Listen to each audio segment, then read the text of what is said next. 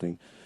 And really, that is something that our next guest has obviously and certainly done. And I don't need to introduce him much. One of the beautiful things I've discovered about the artists I've been introducing this morning is the incredible humility, humour and simplicity of all of them. They don't need a big rap. They don't need a big rave. So without further ado, the amazing Mr. Dr. Bruce Lipton.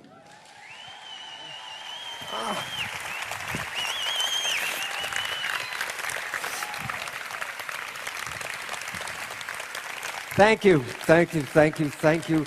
Thank you for your presence. Thank you for your light. Thank you for your love.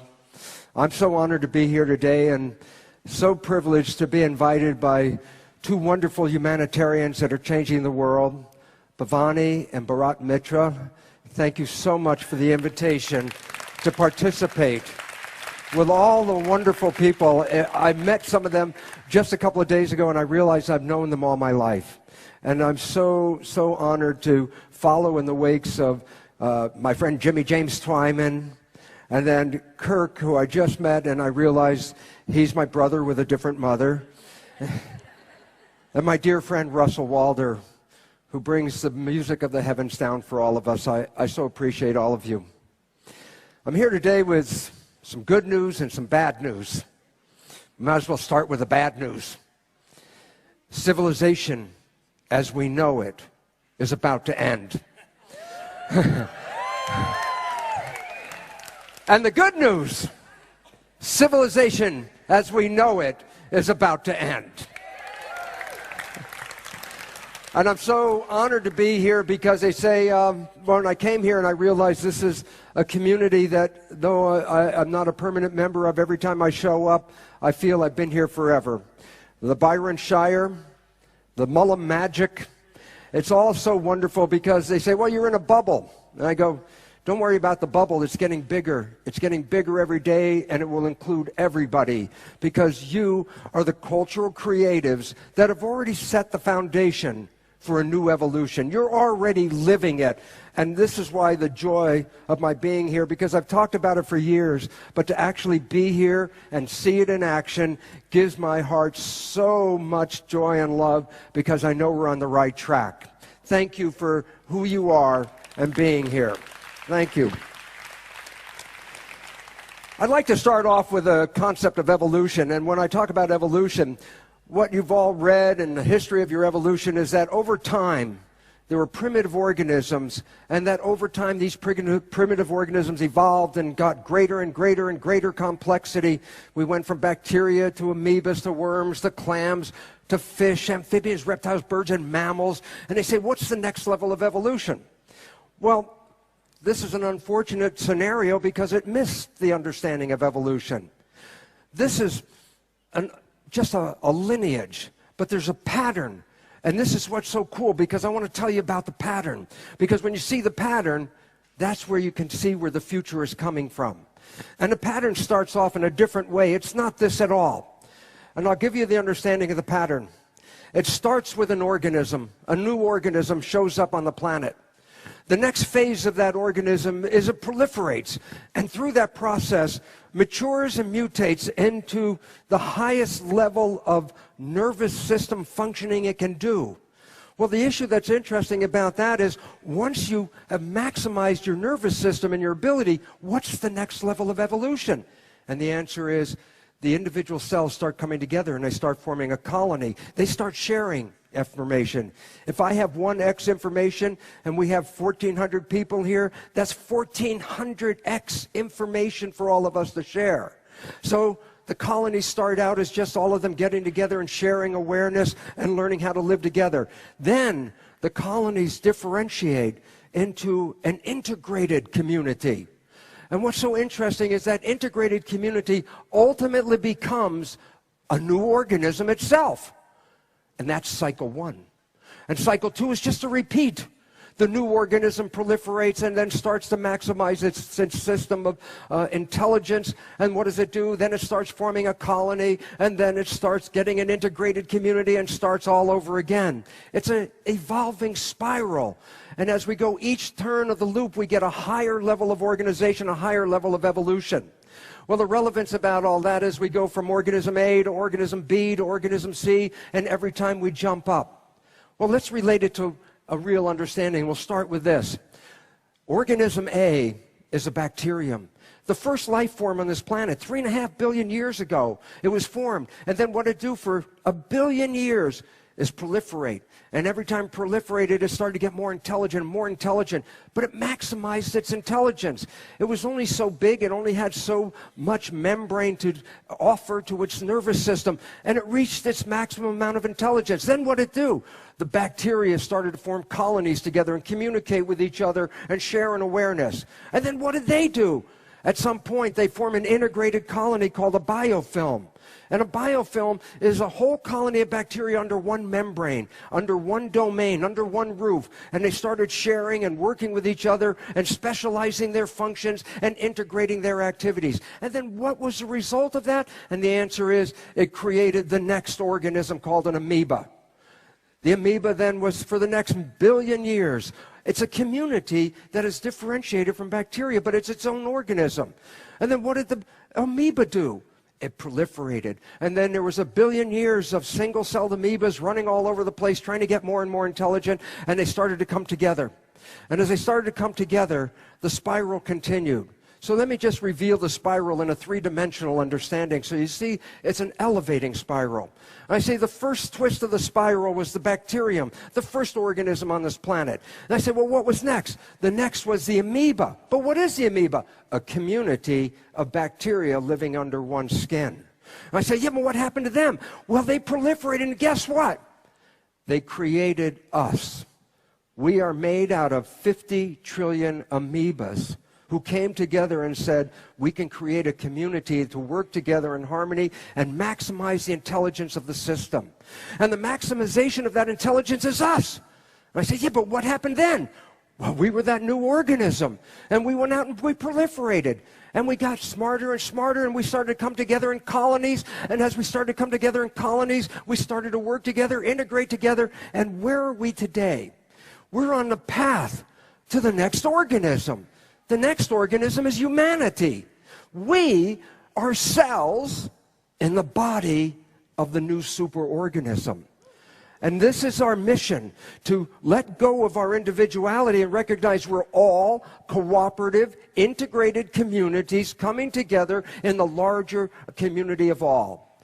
And humanity is going to express the fullest intelligence of 50 trillion amoebas that made us, and 7 billion to 10 billion human cells in the bigger body. And we're on the edge, the cusp of that. Because what we're beginning to recognize is we've been fighting each other for a long time.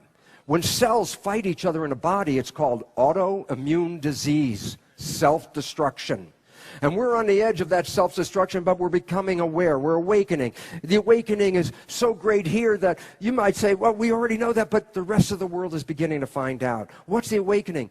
We are all cells in the same body. When you kill another cell, you're killing yourself. And the idea is we're moving up the scale. And where are we today? We're in the last turn before manifesting humanity. I said, well, what is the thing that we need for our evolution?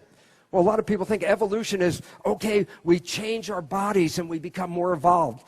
I have to look back and laugh because I remember 50 years ago when they were talking about the computers are coming. And I was going to say, what's going to happen to human civilization? Oh, we're going to be big heads and little tiny bodies. And it's like, boy, did they screw that one up. You know, now we got totally big bodies and little tiny heads. It didn't work that way. The evolution that's in front of us right now is the evolution that is going to change all of that, but it's not a biological, physical evolution. It's an evolution of consciousness. We're not having to change our biology. We already evolved. What we have to change is our minds. We have to change our minds because we don't know who we are. And what I would like to offer is the insight, a step toward creating that humanity, because I want you to know who you are. You're not that individual human.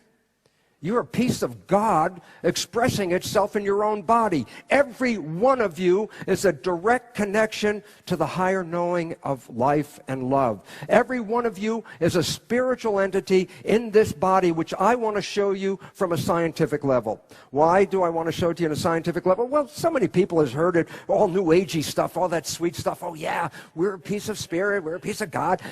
But we live in a world today that looks for truth in science. And when science can offer us a truth, that takes us an opportunity to take that giant leap. So I want to really introduce you to who you are. And to start with that, I have to go back to say how we were misprogrammed to find out that we don't know who we really are. Where did that start? Well, it started with old Charlie Darwin. Charlie Darwin said, oh yeah, we got here through accidents of mutations, and we're here in a struggle for survival, a competition for fitness. And we took that scientific belief and we made it a cultural reality. Every day, everybody goes out there to fight each other, what? To be the fittest, so they can survive. But in being the fittest to survive, then what are you doing with the people that are so-called less fit? And all of a sudden you realize we're destroying them, and yet they are ourselves. Where did this story really become scientific and mechanical? And the answer was in 1953.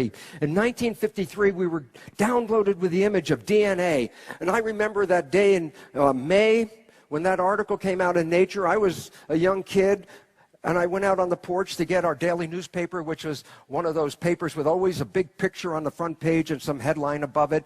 And I remember this one day, I went out there, picked up the morning paper, opened it up, and to my surprise, there was no picture on the front page at all. It was just big, giant block letters that said, "Secret of Life Discovered." And all of a sudden, we all were introduced to the nature of the DNA double helix, the nature of genes, the nature of the fact that we are influenced and we are controlled, and our traits come from these genes. And of the two people that brought us this, James Watson and Francis Crick, 5 years later, in 1958, Francis Crick extends an awareness through a hypothesis. And the hypothesis is called the central dogma. And I'm not making this up. This is actually the name of the hypothesis, the central dogma. And what does it represent? Well, I have it like the Ten Commandments for the reason it is. This is the foundational Ten Commandments of modern science and biology. And what does it say? It says, how did we get here? Who are we? And what does it start with? It starts with the DNA, the genes. And then the genes are translated into something called RNA, which is like a Xerox copy of the gene. And that Xerox copy of the gene, the RNA, is used to make the proteins of your body. And why is that relevant? Because the proteins give you your physical structure. You're a protein machine. The character and quality of your protein machine is apparently programmed in the DNA. And the information only goes in one direction. It comes from the DNA down. Why is that relevant? Because it says your traits were pre-programmed even before you were born. You were given the DNA, you were given the genes, and now the rest of your life is to unfold a genetic program. And the relevance about all that is recognize you are the protein. And I say, but what's so significant about this hypothesis? I said, you are the protein. What's the point? According to hypothesis, can you go back and change your DNA and genes? And the answer is no. Information only comes from the top down. I said, wow, what's the significance of that? And I realized we don't control our lives. We're controlled by these molecules of DNA. And I was teaching that kind of stuff. And you know what was so interesting about it? Number one, this was never scientifically demonstrated. It was a hypothesis. But it sounded so right, and the scientists just loved to take a shortcut. And they said, hey, how many of you scientists believe in this? And all of them raised their hands. They said, okay, it's a fact. And it's put in the textbook. And it was put in the books in 58, and then 68, and 78, and 88. And you're still reading it today. Why is this important? We have forgotten this was never a scientific reality. This was a suggestion. And yet we bought it as truth. Nobody questions it. We've repeated it so long, we don't even remember where we got the idea from. And we bought this idea. So what's the relevance of this idea? Genes control your life. And this is what I learned, and this is what I was teaching in medical school. And I was teaching medical students all this. But the biggest surprise and the biggest joke of my whole life was when I started to get some awareness, and one day I left the university and I walked out. I had tenure, and I said, I can't teach here anymore because I know it's wrong. And in going out and trying to defend my new ideas, one of the first things I looked up was the concept of what the heck is dogma? I was teaching that all that time. I was teaching central dogma. What is dogma? I looked it up in the dictionary. It was my greatest surprise in my life.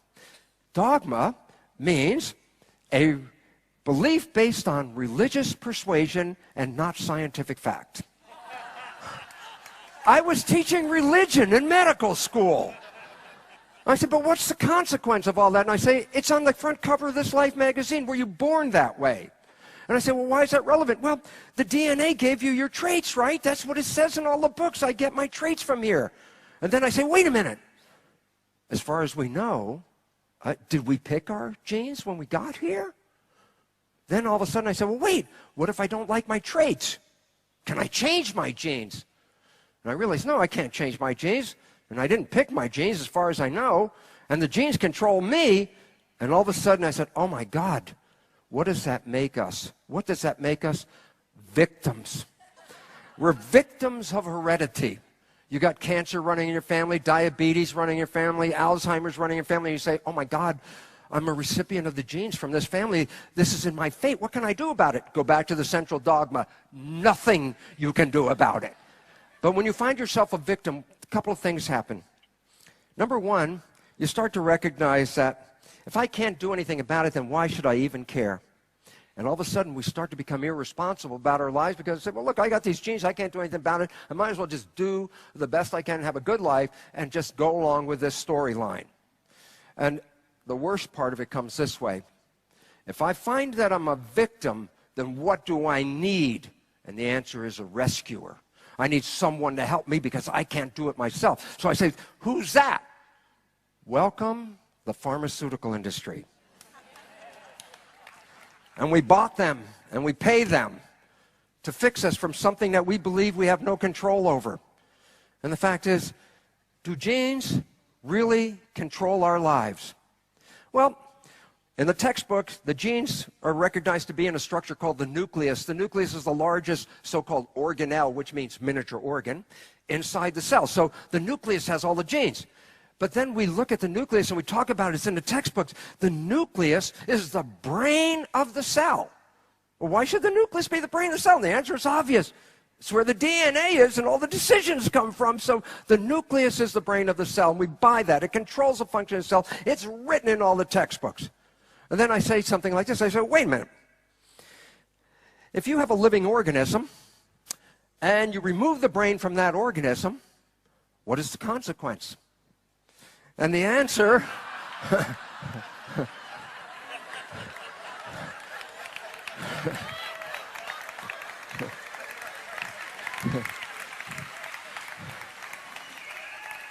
answer is the organism dies. You take the brain out and throw it away, the organism should die. I say, okay, cool, I'm working on cells. And we say the nucleus is the brain of the cell. So I say, well, what happens if you take the nucleus and throw it away? This is a process called enucleation. I was doing this 40 years ago. Take a pipette, a micropipette under the microscope, and go inside a cell and suck out that nucleus and throw it away. And you think, oh my God, you killed the cell. And it's like, no, I didn't. The cells stay alive. They stay alive for 2 or more months. And what? With no genes. They have a very complex lifestyle. They control themselves. They live in a community. They communicate with each other. They work with each other. They have a great life with no genes in it. And why is that relevant? Because how could I be teaching genes control life when organisms have a wonderfully controlled life with no genes in them at all? So the whole concept that the nucleus is the brain of the cell is completely false. And this leads to a fundamental fact of life, and I want to give you this fact of life because you've got to know this. Because after years of hearing that genes control things for you, and you are the victim of these genes, let me tell you something. What is a gene? It is a blueprint to make a protein. It's exactly what it is. It's a blueprint. I go, well, what's the relevance of that? I say, look, go to an architect's office. She's working on her blueprints. And you lean over her shoulder and you go, excuse me, is your blueprint on or off? And she would look at you like, on or off? There's no on and off to a blueprint. And I go, precisely. Because all of us have talked about genes turning on and genes turning off and genes controlling something. And guess what? They have absolutely no control. They can't control themselves. They have no idea in the world what's going on, just as much as a paper blueprint doesn't have any idea what's going on in the world for itself. And yet we've given the power. We said genes control me. Genes turn on. Genes turn off. That is an outright fabrication. It is completely untrue. And why is that important? Stop being the victim of genes, because all they are blueprints. And the relevance is then we have to understand a new understanding about life. And I was fortunate enough in 1967 to be working on stem cells. That was 40 years ago. And what was relevant? There was only a handful of us in the entire world that even knew what a stem cell was 40 years ago. What is a stem cell? Let's just simplify it. It's an embryonic cell. But I can't call it an embryonic cell for this reason. The moment before you're born, I look at the cell and I say, that's an embryonic cell. A minute after you're born, I look at the same cell and I go, oh, that's a stem cell. It's the same thing. You're all filled with embryonic cells. You say, but why would I have them? And the answer is very simple. Every day you lose hundreds of billions of your cells. They die from old age. They die from trauma. They die from being used. And you have to replace them. You have to every day replace hundreds of billions of your cells. Where do you think you get them from? Stem cells. Stem cells are embryonic cells that are in your body, and they're there to repair you and take care of you. And I said, well, what was my experiment? Well, it was so simple, and the results were so profound, it irritated all my colleagues. But I have to tell you about it. What I do is put one stem cell in a petri dish by itself, and it would divide every 10 or 12 hours. So first there's one cell, then there's two, then there's 4, 8, 16, 32, and after a week I have 50,000 cells in the petri dish, but guess what? They're all genetically identical because they came from the same parent cell. I have 50,000 genetically identical cells. That's not the experiment. This is the experiment. Cells are like fish. They live in a fluid. And I have to make the aquarium fluid when I take cells out of the body and put it in a plastic petri dish. We call that fluid culture medium. And our best effort is to try to match the fluid inside the body that the cells are normally growing in so that they could find a happy environment. So here's what I do. I take my 50,000 cells, I split them into 3 different petri dishes. So I have 3 dishes with genetically identical cells in it. But here's what I do. I change the environment, the culture medium. I just change some of the composition of that culture medium a little bit. And guess what happens? In dish A, in environment A, the cells form muscle. I go, that's great, that's fun. I say, yeah, but in dish B with a different environment, the cells form bone. I go, wait. In dish C, with yet a different environment, the cells form fat cells. You don't have to be a rocket scientist. You don't even have to be a cell biologist to answer this of the most profound question of all. What controls the fate of the cells? It's the environment. And this is so profound for a very simple reason. I take my dish of healthy cells, and I take it from a healthy environment and I move it into a bad environment. What do you think happens? The cells get sick. They start to die. If I had a physician who studied cells and could actually do a home visit and came to look at my cells at home and look at my dish, and they go, Bruce, your cells look kind of sick in that dish. I wonder what kind of medicine I should give them. And I say, no, don't give them any medicine. You want to make the cells well? No medicine. Take the dish from the bad environment, move it to the good environment, and they instantly get well. The cells are a complement to the environment.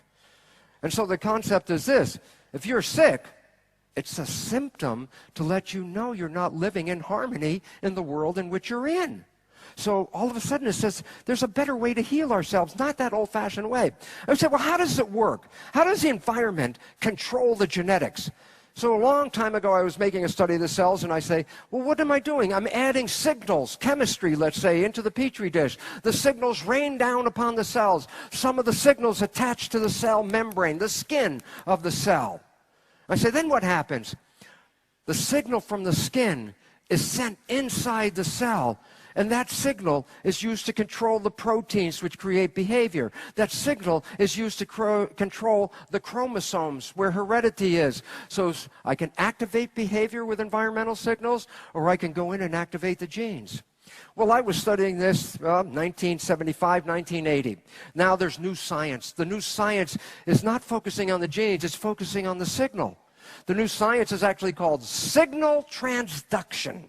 And what does that mean? It just means, how do you translate a signal into biology? Where and how is this occurring?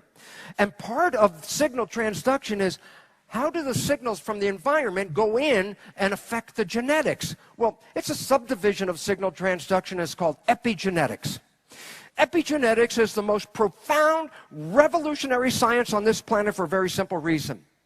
The old science was called genetic control. What does that mean? Control by genes. I go, well, that's really cool. I said, what about epigenetic control? Sounds like the same thing. It's like, it's so different. It's amazing. Why? Epi means above. When I say, what's the word for skin? It's called epidermis. Why? Because just underneath the skin is a layer called the dermis. So epidermis means the layer above the dermis, the skin. So now I say, what does epigenetic control mean? And the answer is simple. Control above the genes. And all of a sudden we started to realize, wait a minute, the genes are not in control. No, they never were in control. That was our belief system. It's epigenetic control. I said, well, how does the signal from the environment actually do this? I said, well, we go look at the skin of the cell, because that's where the information is being processed. The skin of the cell membrane, is an information processor. And the significance about this, just so we can take a big jump, is while you see yourself as this unique individual with all your human functions, respiration, digestion, excretion, muscle contraction, endocrine system, reproductive system, nervous system, immune system, guess what? Virtually every cell in your body has every one of those functions. Why? Where the heck do you think you got your functions from? You're made out of 50 trillion cells. When you look in the mirror and see yourself as a single individual, that's a total misperception. You're not an individual. You are a community. You're a community of 50 trillion miniature human beings called cells. Wonderful community. Guess what? Every cell has a job. Every cell gets paid. Every cell has health care. Every cell gets protection. And guess what? No cell left behind. And the relevance of all this is that you are a community. And I say, well, what's significant? I say, your mind. Your mind is a government. Your mind is a government that determines the fate of the cells in your community. When you have a healthy, happy mind, you have a healthy, happy population. But if you have a tyrannical government that's in there saying, yeah, you guys can't do anything, who do you think you are? What do you think happens to the citizens in that community? They start feeling very bad about the whole situation. They stop working in harmony, and illness is the consequence. Illness is a breakdown in the harmony of the community, which is ultimately reflected to the government that is informing that community. So we have this understanding. I say, how does it work? Well, the cell membrane is the skin of the cell, is the brain of the cell. And I just said to you a little while ago, cells are miniature people. I go, yeah, they are. And I said, they're just like you. And then you're going to say, you mean my brain come from my skin?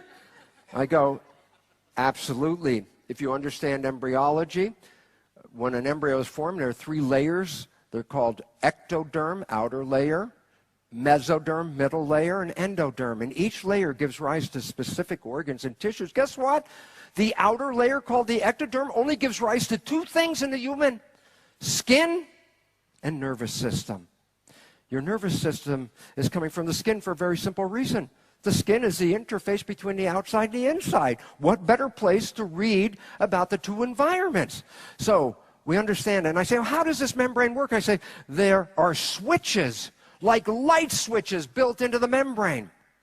And the significance of these switches, as you can see in this picture of a cartoon of the surface of the cell, they're called receptors on the skin of the cell. Do you have receptors? Think about it. Do you have any receptors? Come on. Eyes, ears, nose, taste, touch, pain, pressure, temperature. Where do you think your receptors are found? In your skin. You and the cells are exactly the same in this regard. So the receptor has a sugar antenna, which is reading the environment just like television antennas, reading signals and what's going on, and a protein that takes that signal and carries it inside the cell. I said, well, what does it look like, this receptor switch? Well, this is a little piece of the membrane I cut out. And I show you here is a switch, a light switch. It has two parts to it. The receptor, which has the antenna reading the environment, and the effector, which is a protein that takes that signal and sends it inside the cell to control it. The receptor is stimulus. The effector is response. Stimulus, response. The cell's response is due to the stimuli. Where do the stimuli come from? The environment. I say, well, how does it work? Well, basically, it's a very simple understanding.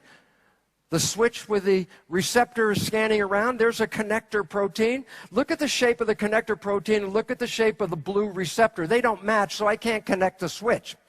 But when a signal from the environment shows up, it changes the shape of the receptor, and that connects it to the effector, and the effector sends a signal inside the cell.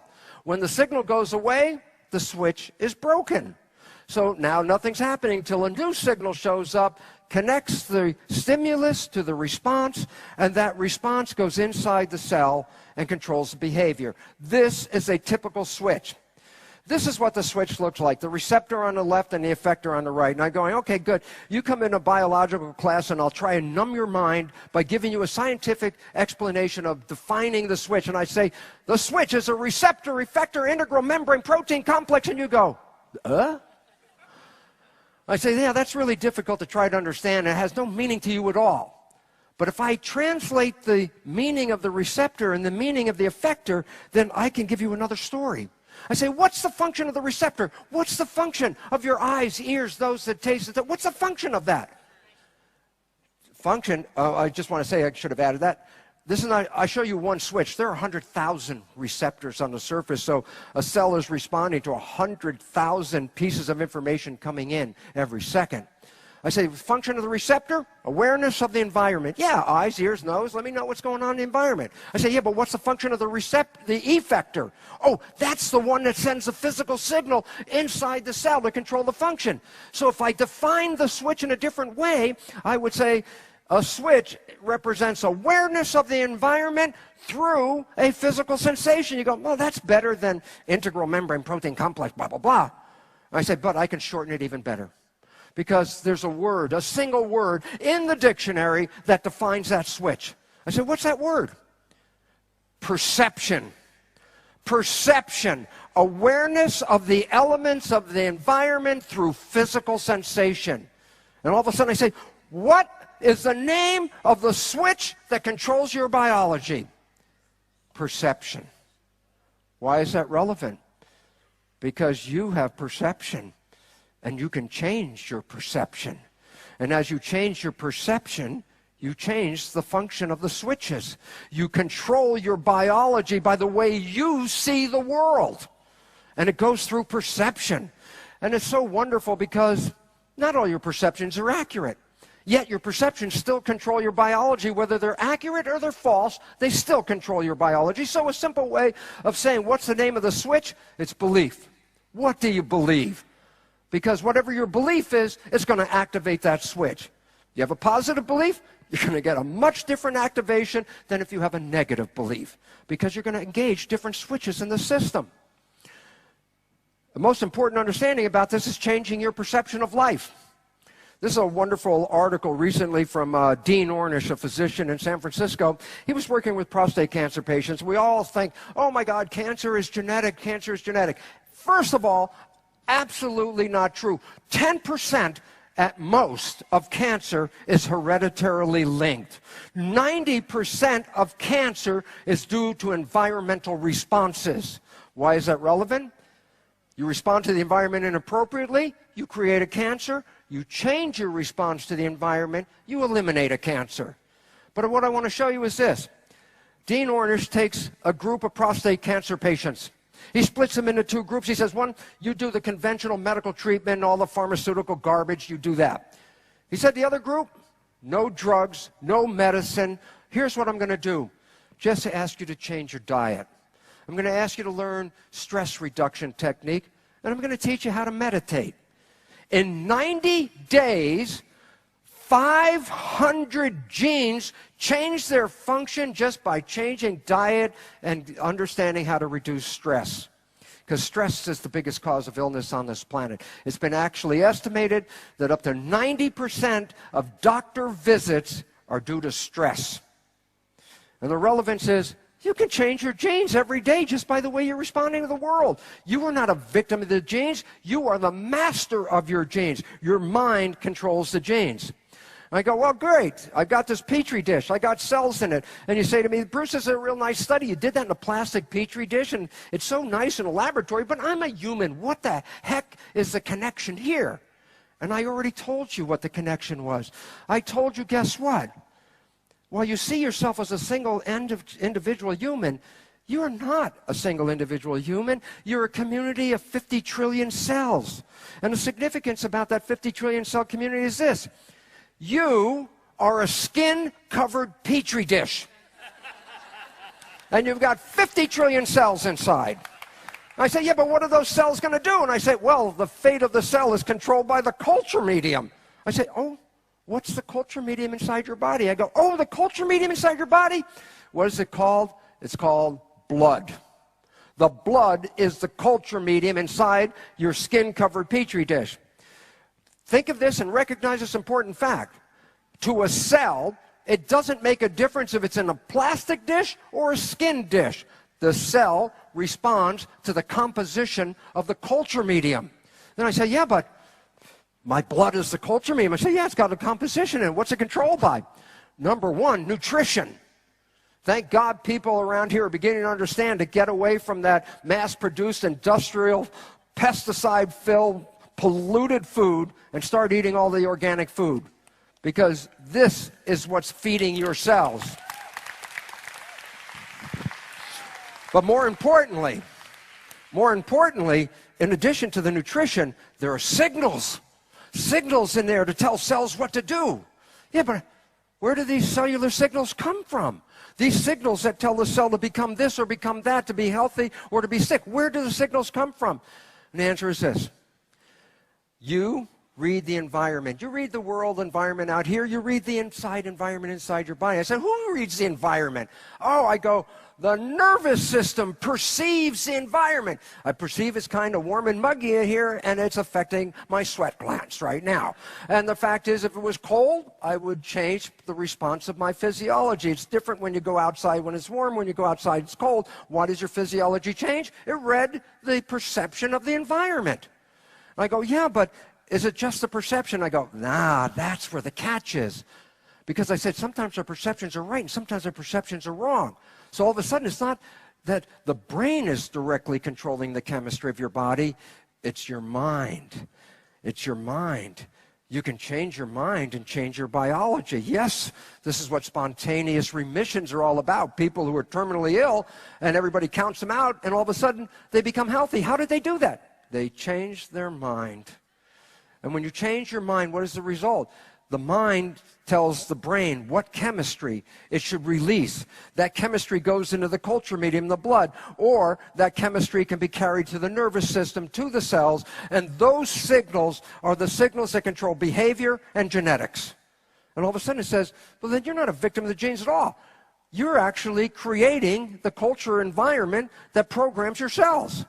Significance, you're not a victim, you're a master. You're the one that can change your perception.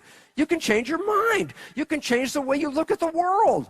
And all of a sudden you start to get out of the fact that I'm a victim of forces outside of me. No, you're not. You're in charge. I go, really cool. I go, well, yeah, but where or how does it work? And I go, well, my friend Bob Mueller, who does the covers of my books, created this wonderful cartoon. Me as a cell biologist, but then I said, no, this is for you.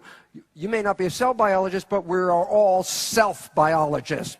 We create our own biology. And I say, well, how does it work? So look how simple this is. I say, you close your eyes, and when you open them up, There's someone you love in front of you. Your mind perceives love. And when you perceive love, you release chemistry into the blood, dopamine, oxytocin, vasopressin, growth hormone. They come out of the brain. They go into the culture medium. I say, what's the significance of that? I said, if I took those chemicals and put them into a plastic petri dish with cells, the cells will grow exuberantly well. And I say, no kidding. Isn't that funny how when you fall in love, you feel so good and you're so healthy? That's because you create a culture environment that nourishes and feeds cells. Love feeds cells.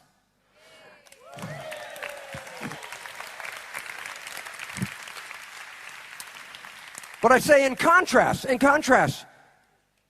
you open up your eyes and you see something that scares you. You don't release this chemistry. In fear, you release totally different kinds of chemistry. You release stress hormones and inflammatory agents. If I put those chemicals in the plastic petri dish, guess what happens? It stops the cells from growing. That's why fear causes stress, which causes illness. Why? When you're in stress, the chemistry is shutting down the growth of the body. You say, why would it do that? It's intelligent. It says this, if you're in stress and you're afraid, something's going to get you. So what does your body do? It says, listen, we may have to run like hell in a second. So I'll tell you what, conserve all the energy so if that lion is chasing us, we can get out of here. Well, how do you conserve energy? You shut off everything that's not necessary at the time of stress. Well, the significance about that is this system was designed a million years ago. A million years ago, what was our stress? That saber-toothed tiger. When that saber-toothed tiger chased us, damn well better be in stress, get that energy running, and get away from the lion. But guess what? When you get away from that saber-toothed tiger, no more stress. And all of a sudden, you go back into growth. And the significance is you cannot grow when you're in stress because the chemistry released into your blood shuts down the cells. And this is where the problem comes in today's world. They are feeding you fear. They're feeding you stress. And the consequence of that is you get sick. And you get sick, and then you feed the corporate medical people. You start to live in fear. And this is what we got to get rid of. So I say, so where does our mind come up with all this stuff? Well, let me just tell you a simple point. Here's a simple fact. The function of the mind, think about it, how simple this is. The function of the mind is, excuse me, go back, Mr. Mind. Go back one. Is to create coherence between what you believe and the reality. If you live in fear, then you will generate chemistry that will manifest fear for you. If you live in joy and love, well, then you change your life and you live in joy and love. But the joy, love, fear, whatever it is still based on your perception and your belief. So the whole idea of the brain is to interpret the world and then send the chemistry inside the body to have your cells support you in the world in which you live. So the cells don't know what. My liver cell right now is buried in here trying to digest something I just ate, and it says, what's going on in the world? The liver cell says, I have no idea what's going on in the world out there. But I'll get some information because the nervous system will tell me what's going on in the world.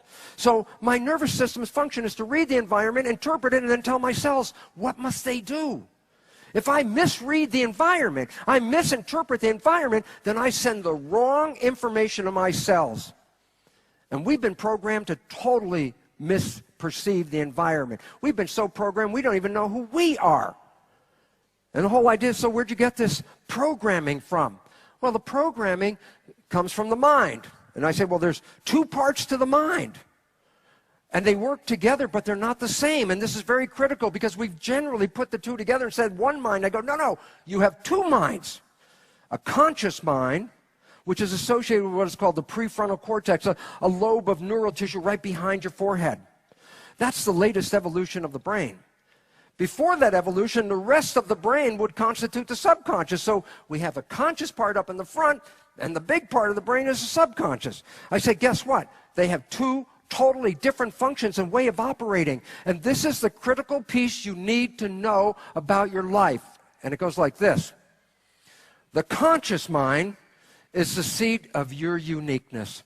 The conscious mind is you. The conscious mind is connected to your source. The conscious mind is the seat of your spirit and your body. Your personal identity is in that conscious mind. Conscious mind is the fabulous mind. You know why? It's creative. It's the creative mind. I ask you, what do you want out of your life? And you can give me a creative answer. I want to be healthy. I want to be happy. I want to be successful. I go, great. That's great creation. Where's that thought coming from? Conscious mind. Connected to who you are and what you really want. And I go, well, so what is the function of the conscious mind? Well, it has your wishes, your desires, and your aspirations. What do you want out of life? Your conscious mind's going to feed you and tell you what you want. Because that's you. This is what I want. And it's also the seed of, and don't use it in a negative way, positive thinking. Because positive thinking is creative thinking. I go, well, this is cool. This is the function of the conscious mind. She said, what is the subconscious mind? A totally different animal.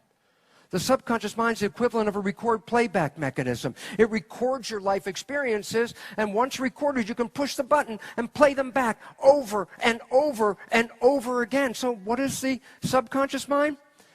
It's the habitual mind. It's where habits are. You can be pushing the button all your life and play the same thing over and over and over again. A lot of people say the subconscious mind is the font of hell, you know. That's where all the evil comes from. It's like, no. It's a simple machine that records. What you record could be good, and what you record can be bad.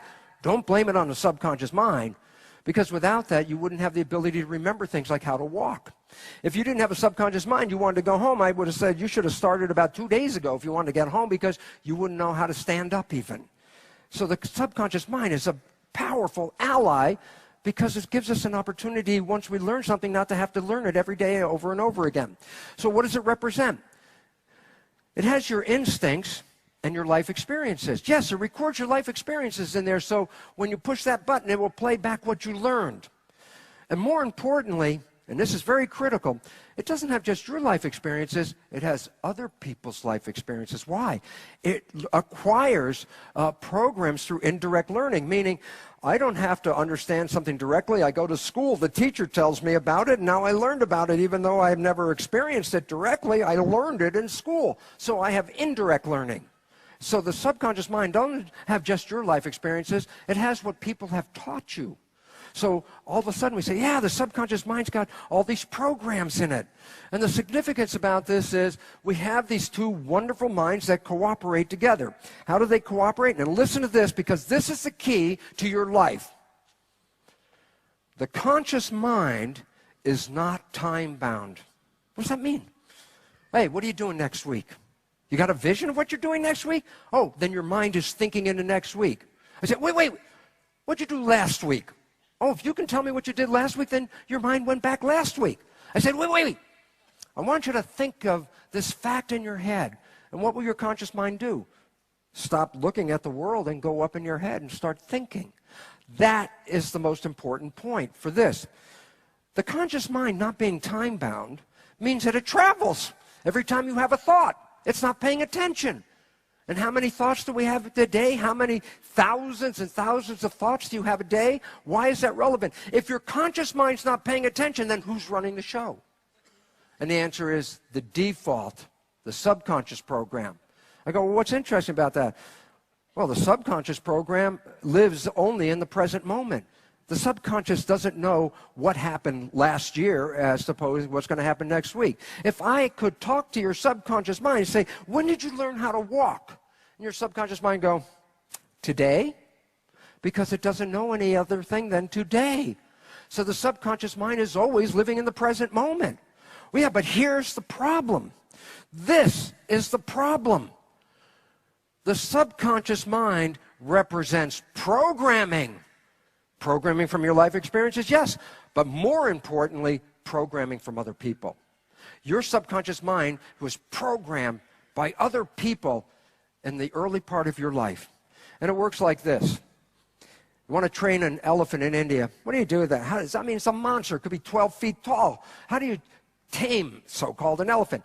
Well, for the first few months of its life, you tie a big rope around its leg, you tie that rope to a big stake, and every day for the first few months of its life, what does it do? It wakes up every day and tries to get away, yank its leg, kick the thing, roll on its back, do everything to do what? Get away from the damn rope.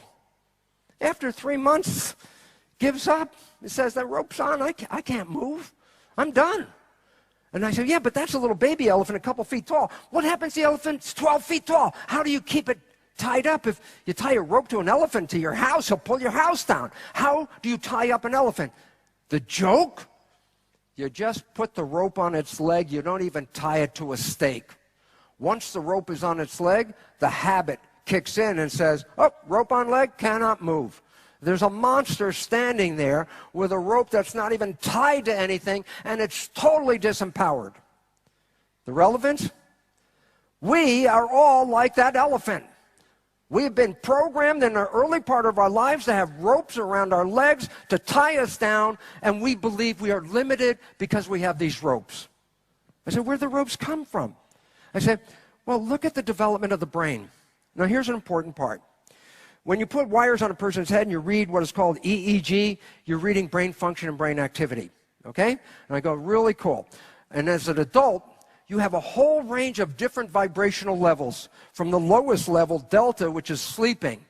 The next higher level of vibration is called theta, which is when you're waking up in the morning and you're half awake and half asleep. Twilight reverie, it's called. And then you start to ramp up the vibration a little higher as you're waking up, and you get into the next level called alpha, which is calm consciousness. And by the time you put the key in the ignition and you're driving off to work, you ramp up to the next higher level called beta, which is focused consciousness. Adults have the whole range of activity, but guess what? Kids don't. Kids start off at the lowest level, and then over time ramp up to a higher level, and then to a higher level. The first year or so of a child's life, it's in delta, the lowest vibration. Partially because it spends most of its time sleeping, but also because a child at this age has a nervous system that can take information in, but doesn't have a nervous system that can coordinate a response out. So infants can hear and understand everything you're talking about, but guess what? They have no motor coordination to express themselves, to respond to you, and that's why they're so frustrated. That's why they cry a lot. They were thinking, if I could just tell you what I'm thinking. But they can't. But the next important part is from first year up, and especially through about age 7, a child's brain is predominantly in theta. Theta is associated with imagination. Yeah, sure. That's why kids between 2 and 7 can mix the imaginary world and the real world together because they're operating at that vibrational level of imagination. But it's something more important. But I'll come back to that in a second. By the time the child reaches 7 and starts getting older, it ramps up to the next level, alpha, consciousness. It is now expressing calm consciousness. And then around 12 years of age, it ramps up to the next higher level, beta, which is schoolroom focus consciousness. This is why education changes before 12 and after 12. A child before 12 cannot do that focus consciousness that a child after 12 can do.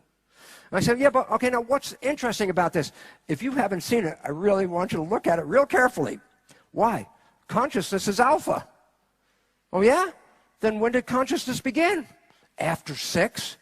Then what happened before 6? It's called the programmable state for a very simple reason. Very simple reason. Theta is hypnosis.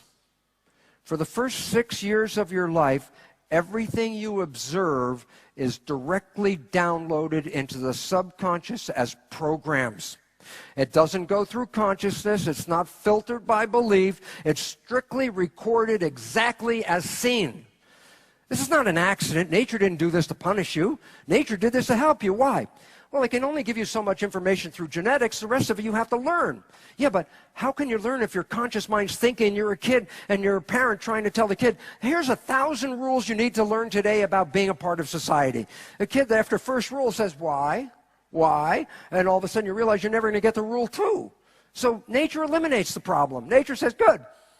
You don't have to have the child worry about it. Everything you say is going to be downloaded, and it becomes a program. So a child observes its mother, its father, its family, its community, its culture, and observes them. The observations go straight down into the subconscious and become behavioral programs. And all of a sudden you start saying, oh my God, this is where we get enculturated. How do I live in a culture? How do I know how to speak to a policeman separate than a kid? Because I saw my father talk to a policeman totally different than when he talked to a kid. And I started to see how my father's behaviors were. And the consequence was I downloaded my father's behavior. And all of a sudden I have these in my subconscious mind. And here's the critical part that I really want parents to understand. There's a tendency for parents to try to goad their children like a coach. They say, you can get out there and work harder. Come on, go out there. You can strive. You can work harder. How do we say that to a kid? Well, we say, oh, that's not good enough. I say, who do you think you are? You don't deserve that. You're not that smart.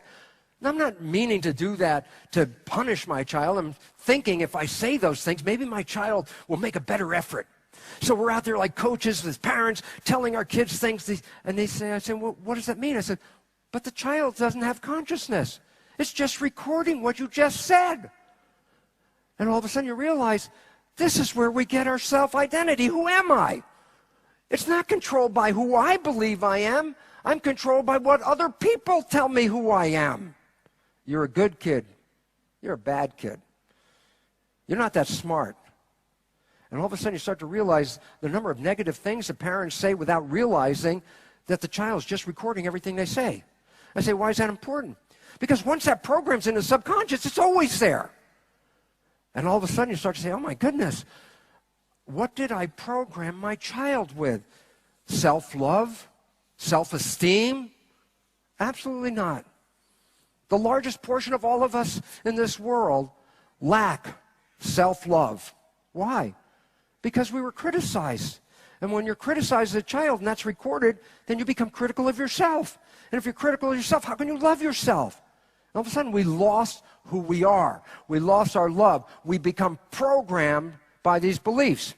You know, well, that's cool. That's in the subconscious mind. I go, well, here's the problem. This is the problem. The secret mind, how your unconscious shapes your reality. Why? As it says, according to cognitive neuroscientists, we are conscious of only about 5% of our cognitive activity, meaning only 5% of the time are you controlling your life with your conscious mind. I say, yeah, but why is that relevant? The conscious mind has your wishes and desires in it. 5% of the day, you're moving toward what you want. What happens the other 95% of the day? Your mind's thinking. It's not paying attention. When it's not paying attention, you default in the subconscious. Like, yeah, but when I get in the subconscious, what am I playing? Other people's behaviors. People's behaviors that have sabotaged me all the way up to this time. And I don't see it. And I tell audiences, let me give you an insight to this because you're all familiar with it at some level. I'm going to suggest that you had a friend, a close friend as you were growing up somewhere, and you knew your friend's behavior really, really, really well. You knew your friend, and you happen to know your friend's parent. And one day it dawns on you, your friend has some of the same behavior as their parent. So you casually volunteer, you go, hey, you know, Bill, you're just like your dad. Back away from Bill. Bill's going to go ballistic, like, how can you compare me to my dad? You're all familiar with it, and why there's two profound points, same story, two profound points. Number one, everyone else can see that Bill behaves like his dad. The only one who doesn't see it is Bill. Profound point number two, we are all Bill. Every one of us, 95% of the day, we are playing other people's programs. But why don't we notice it? And the answer is simple. Why are you using the subconscious program? Because your conscious mind's not paying attention. So when you're playing your subconscious programs, you don't see it. And this is where the problem comes from. We all have the greatest wishes and desires to make our lives into something, not realizing you're only operating 5% of the time with those desires. If you were programmed as one of those kids that threw a tantrum in the store, you wanted a toy and your dad wanted you to get out of the store and you were crying, your dad said, shut up, you don't deserve that. And you recorded that. Then I can say, well, what happens? You're 40 or 50 years old now. And I say, the moment your mind's not paying attention, what programs are going to play? The subconscious program. What program is that? I do not deserve. What's the function of the mind? To take the program and turn it into reality. So if I have a program I do not deserve, what do you think the invisible behavior is going to do? It's going to shoot me in the foot every minute to make sure I do not deserve. Now it's really interesting because science has come upon this in really recent times. But it was interesting because the Jesuits, They knew this for 500 years. They would boast about knowing this. They would say something like, biblically speaking, they say, give me a child and I will show you the man. Or more realistically, they would say, give me a child until it's 6 or 7 and it will belong to the church for the rest of its life. What did they know? They knew that if I can get the first 6 or 7 years of programming, I own your life. You know why? Because your conscious part's only going to work 5%, and the program I put in is going to work 95% of the time. This information hasn't gotten lost by the leadership of our world today, because we've all been programmed to be what? Disempowered. Who the heck are we? What are we? And the reality is, we have been programmed with negative programming. That programming works when you don't see it. But let me give you the crux of the problem. You go out in the morning, think, I'm going out to make success of my life. I'm going to be healthy. I'm going to be happy. I'm going to find romance. I'm going to have a great job. And at 5 o'clock, you come home with your tail between your leg going, oh, what a hell of a world out there. I couldn't get there. Couldn't get there today. And I say, why? Well, it wasn't in my fate. The universe is against me. I go, that is the problem. Because if you don't see it's your own subconscious behavior that's sabotaging you, then we take on the role of victim. I'm a victim of forces outside of me, when it turns out this is absolutely false. You are the most powerful people in the world, and you are the elephant with a rope on your leg. I don't care how powerful that elephant is, it's not going to move with that subconscious programming. So, simple point. Conscious mind, your wish, your desire, what you want. Subconscious mind, your habit. New science, you operate 5% from the conscious mind, 95% from the program. Why is that relevant? How much of your life is coming from your wishes and desires? Virtually nothing. And all of a sudden you realize, oh my God, I got to get out of this loop. And you might say, well, how do I get out of this? How do I know what my subconscious programming is all about? Because a lot of it was programmed even actually in the last trimester of pregnancy and the first 6 years of my life. I don't remember what my parents were saying to me when I was just born, when I was 1 year old, when I was 2 year old. I recorded it, but I don't know what they said. So I'm going to give you a simple, wonderful understanding. You don't have to go backwards to find out where your program is. You don't have to go back and kill the messengers and beat up on those people that did bad on you. Forget them. They're the messengers. You walked away with a message. What's the message? 95% of your life is coming from the subconscious, so your life is a printout of your subconscious programming. What works for you that you like works for you because you have programs to support that. But anything that you do when you go out in the world and you struggle and you work hard and you say, I'm struggling to get there. They say, why are you struggling? And the answer is simple. You have self-sabotaging, limiting, and disempowering beliefs that will not encourage that in your subconscious mind. So all of a sudden it said, do I need to go to a psychoanalysis for this? I say, absolutely not. You're living it. Just look at your life and see what's going on. What works for you works because it's supported by your belief. And what you have to work hard on and what you struggle for is your struggle is because it's not that program. That's not supporting you. That's what it's all about. So, you all remember the story called The Matrix, right? I say, where do you find that movie? I say, oh, you go in the store and you look under science fiction. And I say, The Matrix is not science fiction. The Matrix is a documentary.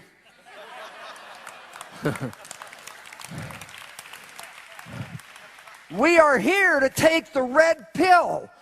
What's the red pill? To get you out of the programming. I'm going to give you an insight. It's a book that I have coming out this spring. And it's a really wonderful issue. And it says, what would your life, just think about this for a second. What would your life be like if you were not a prisoner of your subconscious programming? Okay, I'm going to give you the answer. Have you ever fallen in love? Come on, anybody ever fallen head over heels in love, yes or no? I mean, it could have lasted a day or week, a month. I'm going to ask you 3 questions about that time in your life when you fell in love. Number 1, were you healthy? Almost everybody was exuberantly healthy when they're living that love. I say, did you have energy? Come on, I know you made love for days without stopping for food or sleep. And the most important question is this, when you fell in love, Was life so beautiful you couldn't wait for the next day to have more? Yes or no? Well, guess what? Was that like heaven on earth? Well, there's a scientific understanding now of how that happened. And the understanding is this. It's one of the few times in your entire life where you operate almost fully 90 to 100% from your conscious mind, and you don't default to the subconscious. Why? Well, if you're in love, why would you let your mind wander? Everything you wanted was right there. It's stupid to let your mind go when everything you were looking for is in your face. So what's the point? The one time in your life where you don't operate from the program, what did you do? You created heaven on earth. What's the limitation of us from having heaven on earth? The program. That's all it is. And that's why, unfortunately, the honeymoon ends for people. Because no matter how much you're in love, life gets busy. And when life gets busy, the subconscious starts kicking in. And guess what? The behavior in that subconscious isn't you. And that partner you've been with for that honeymoon period where you have all this juicy love going on, and all of a sudden you slip into the subconscious and you play your dad's behavior, and your partner looks at you and goes, "Who are you?" Well, that's the end of the honeymoon period for a bit, for a simple reason. You yourself didn't even know what you just did because you don't see your subconscious. So you look at your partner and go, "What are you talking about? I've always been this way," which is true. And then the honeymoon ends because of the compromise. What are the compromises?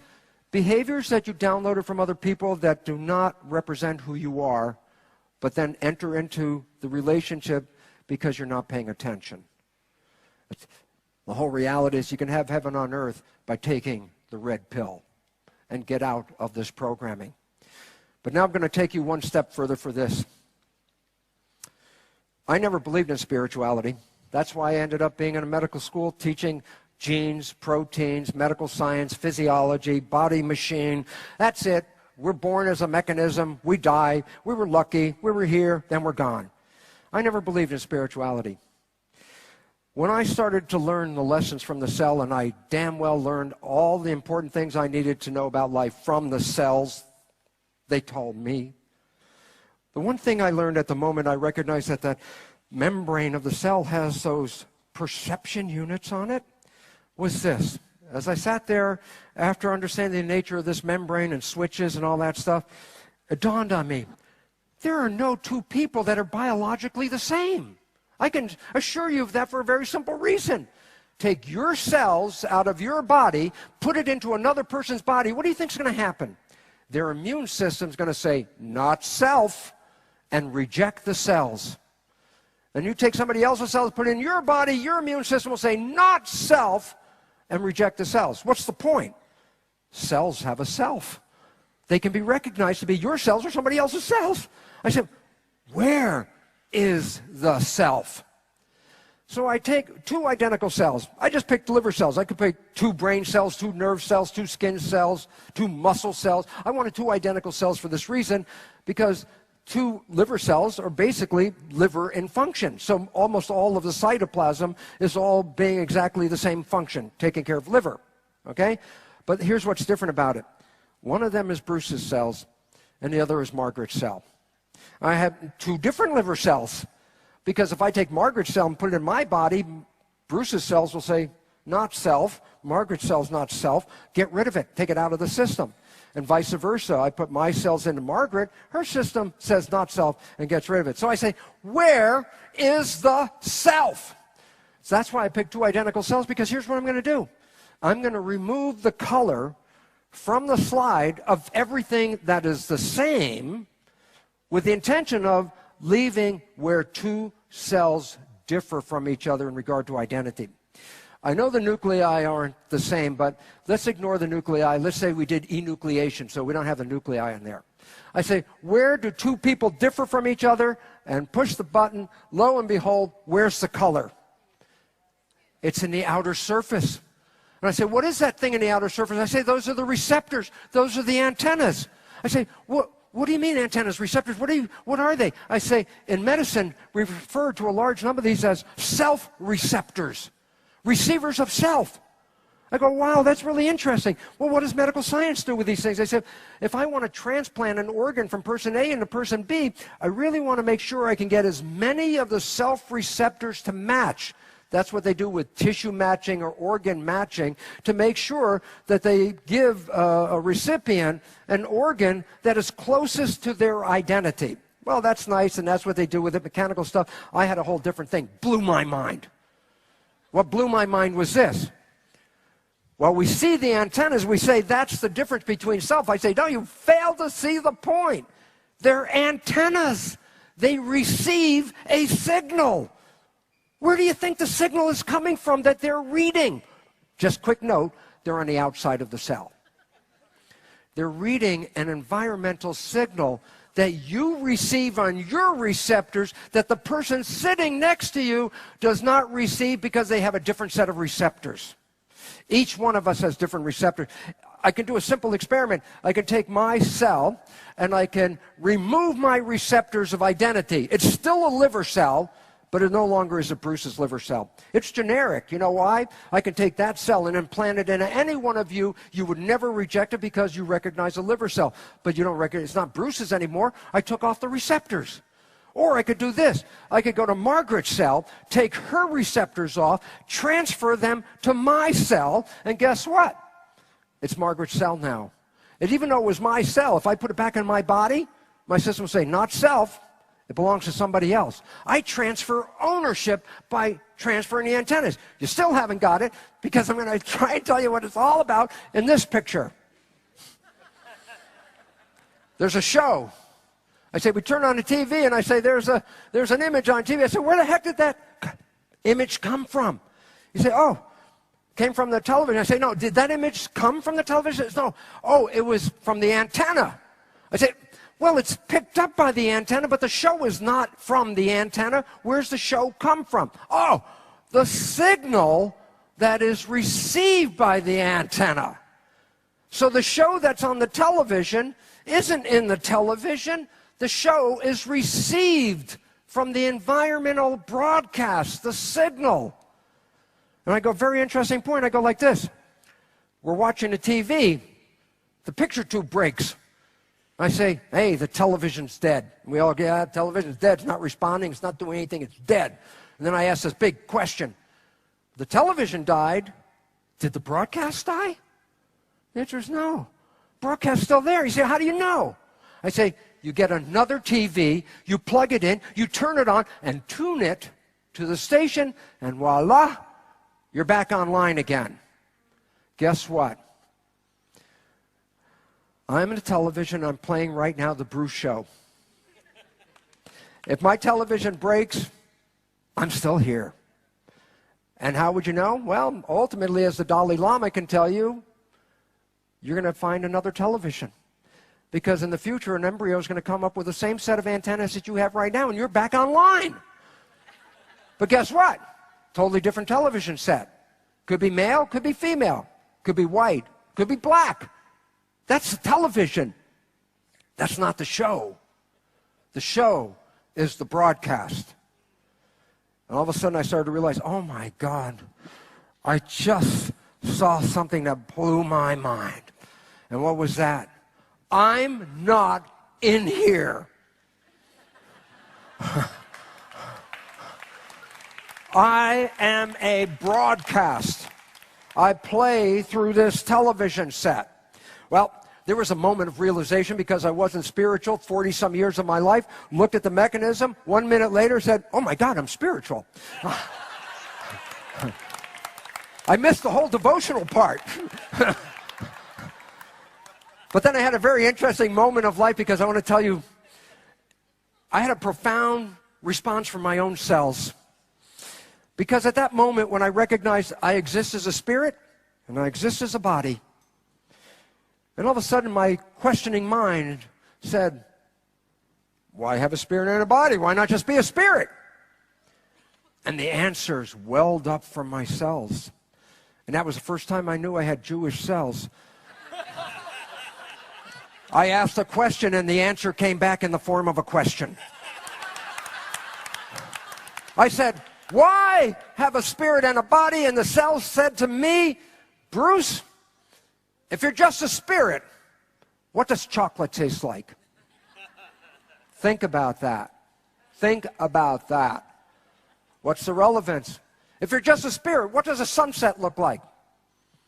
If you're just a spirit, what does being in love feel like? There are no answers to that for a simple reason. All those sensations are derived from the cells of your body that take the information of this world, convert it into your nervous system, and send it off as a broadcast back to your spirit. You come in to this body to have experience. You come into this body to taste and touch and feel and smell and love life. That's why you have this body. So your spirit knows what it's all about. Without a body, the spirit might have a thought, but it will have no experience. And all of a sudden I realized the greatest cosmic joke that ever came upon me was the concept that people say, when you die, you go to heaven. And all of a sudden I realized, oh my God, when you're born into heaven. You were born into a garden. You were given the most beautiful garden in the universe, the envy of any other life forms in this universe. And we were given an opportunity to come here and do two things: to experience the senses and take them home with us to our spirit. But we also came here to create. And that's what we're here, to create heaven on earth. You've done it when you fell in love, but why leave it for that short period of time? Why not have it every day of your life for the rest of your life? And how do you do that? Get rid of the programming that has put that rope around your leg. Because you have touched heaven.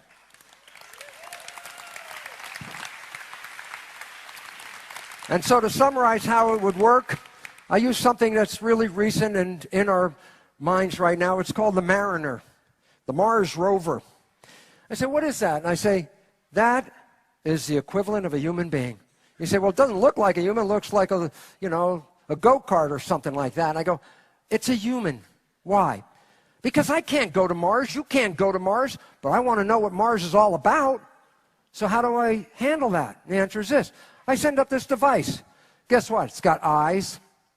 It's got ears. It's got ears to listen what's going on. It's got taste receptors to taste the soil, see what's all about. It's got temperature receptors, feel what's the temperature like. It's got all the ways of reading the environment that we read the environment so that we can experience it indirectly. I say, how does it work? I say, well, there's a guy at NASA, and he sends a signal up that's picked up by an antenna. And that signal goes in and drives the machine all over the place. I go, yeah, but what else does it do? Well, as the machine's driving all over the place, it's reading the environment, and what's the machine doing? Sending the signal back to the guy at NASA. I could feel like what it's like to be in Mars, and I'm not there. I'm here. But then also, let's look at it this way. We are Earth rovers. We come in with a signal that's picked up from our antennas. We are driven around by the signals of our source. And in our responses, we send the information back to source. That's why we're here. We're here to have this wonderful experience. It's the greatest gift the universe can offer. If you were just a spirit and you didn't have this body, you would be so longing for this trip. It's an honor to be on this planet. And this is why we should recognize it for what it is.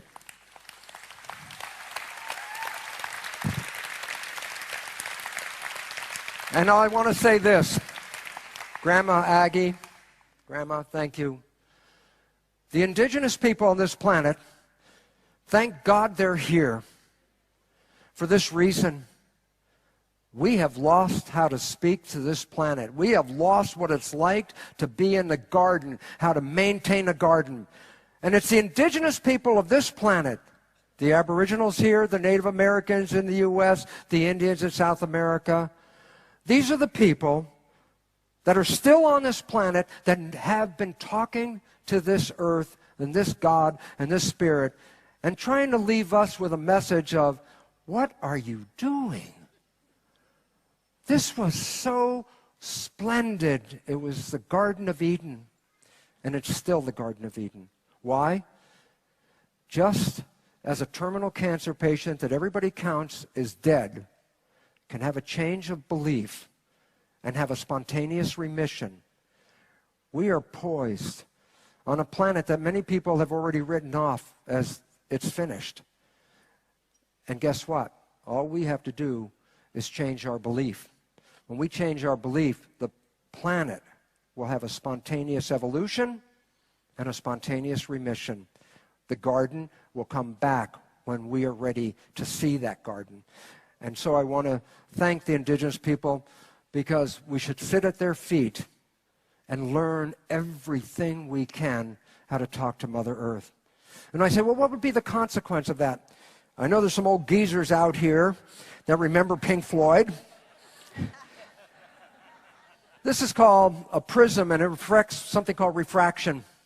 You put white light in on one side, and the spectrum of light is expressed on the other side.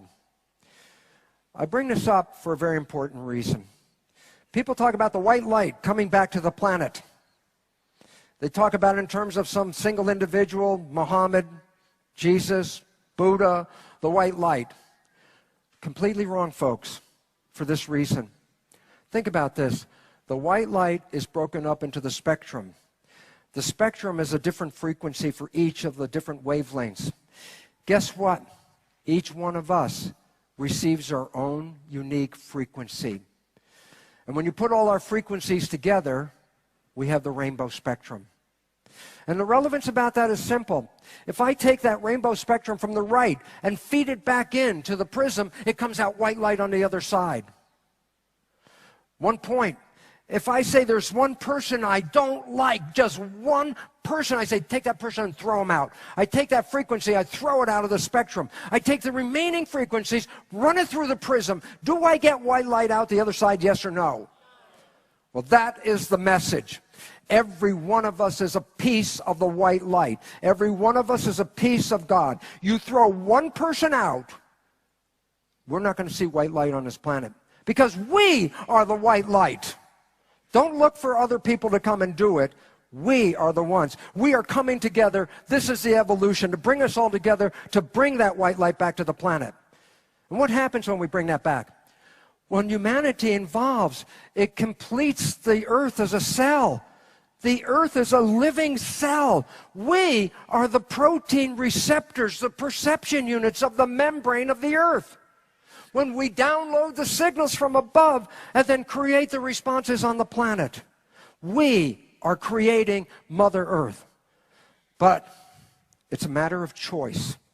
And that's what this whole evolution comes down to. It's a matter of choice. I want to play a video segment from a friend of mine, Sean Galloway. It's called I Choose Love. And if we can have that wonderful volume that we love so well, let me start this, because this is all it comes down to. What do you want to choose?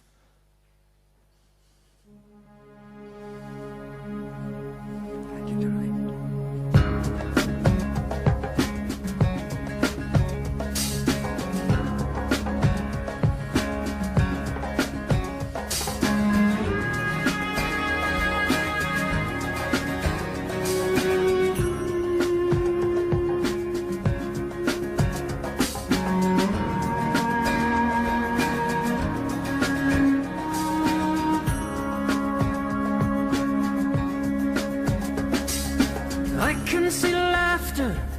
I can see tears, I see a choice, and love or fear. What do you choose? Thank you, my darling. I can see peace, or I can see war. I can see sunshine, or I can see a storm.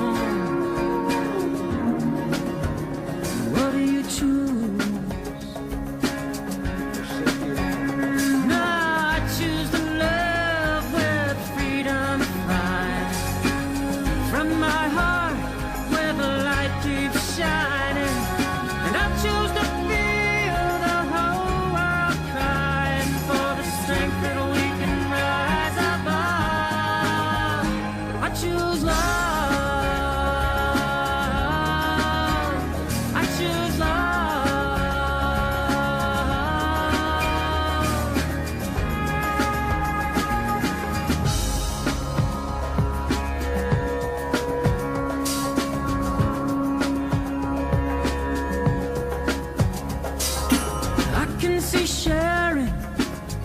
can see greed, I can see caring, or poverty. So what do you choose? I can see gardens, or I can see bombs. I can see life or death coming on strong. So what do you choose? Now I choose to love with freedom flying from my heart where the light keeps shining. And I choose to feel the whole world crying for the strength that we can rise above. I choose love. I choose love.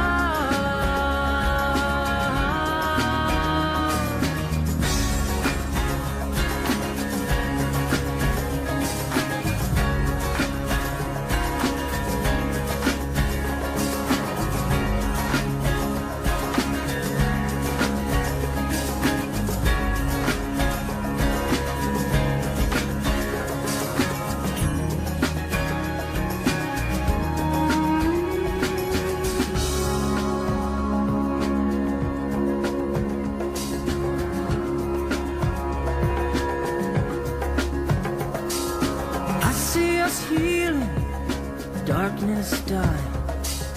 I see us dawning as one world united. So what do you choose? Love or fear? Oh, we choose.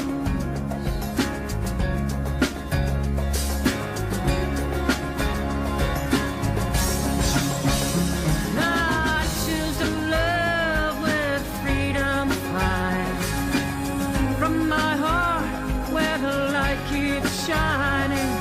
And I choose to feel the whole world crying.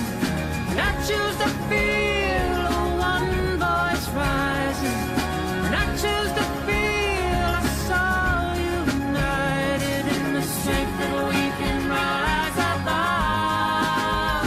I choose love.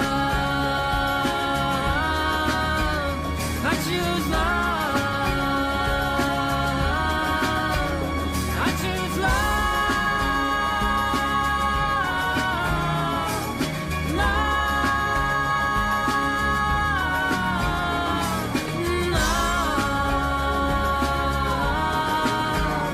I choose love.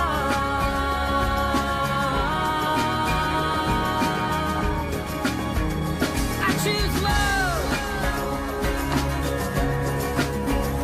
Woo! I choose love.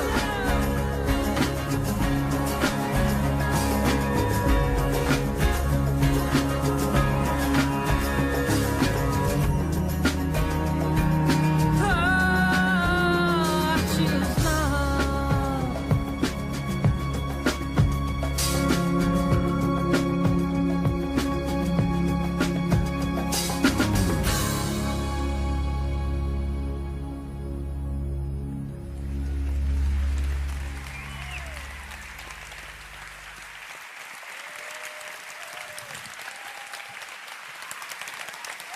Thank you. Thank every one of you. I choose you. You are loved. I choose my dear Grandma Aggie. She is the teacher of love. I so honor Grandma Aggie. I so honor you, my evolution, my white light, my love. Thank you all very much. Thank you, darling.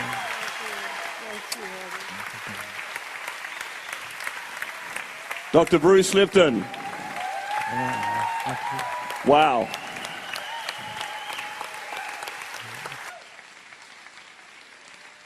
Thank you, buddy.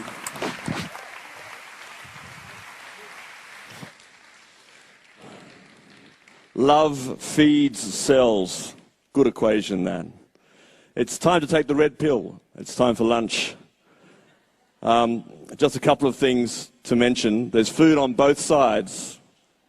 Remember that. There's food over here. There's also food court, a village cafe over here. And during lunch, starting about now, Jeremy Roski, who's been involved and created the Voice of Youth for youth empowerment through creative expression, is playing in the Heart Village Cafe stage over on the right-hand side from me through the entrance and to the right. So please go and enjoy that as well. There's food both sides.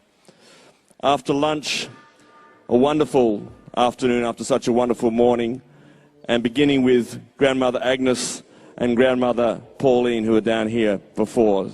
And it's been a great pleasure to be your MC this morning on this stage and be taken over this afternoon by my dear friend Amir Pace, who'll be here for you. So enjoy lunch and be back here at 2:30. Bless you. Oh, yes.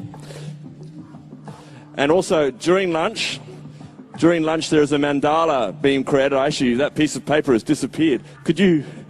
Come here. You come up here. Come on. No, you come up. Quick. There's a mandala for peace, for love, for beauty, Indian mandala. I think it's called Rangoli. Is that the correct word? At lunchtime over this side too, so please take part in that, if you will. Thank you.